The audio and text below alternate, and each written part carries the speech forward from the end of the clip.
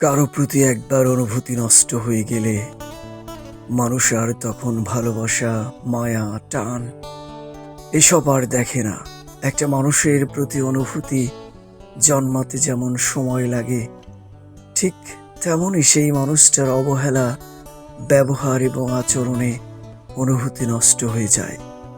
প্রচণ্ড ভালোবাসার পরেও যারা অবহেলা করে, যাদের স্বভাবে মিথ্যা এবং লুকোচুরি লুকিয়ে থাকে, তাদের প্রতি অনুভূতি কখনোই একই রকম থাকে না।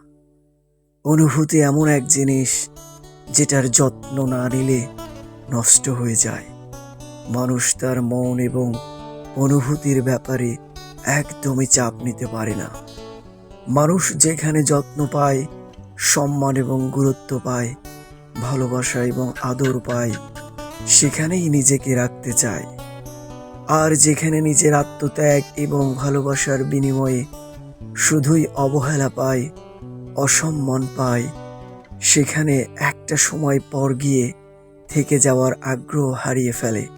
সম্পর্ক যখন অসম্মানের কারণ হয়ে দাঁড়ায়, যখন মানসিক যন্ত্রণার কারণ হয়ে দাঁড়ায়, মানুষ তখন আর ভালোবাসা, মায়া, টান এসব আর দেখে না, সম্পর্ক থেকে মুক্তি চায়। কারো প্রতি অনুভূতি নষ্ট হয়ে গেলে সেই মানুষটার জন্য আর কোনো অনুভূতিই কাজ করে না।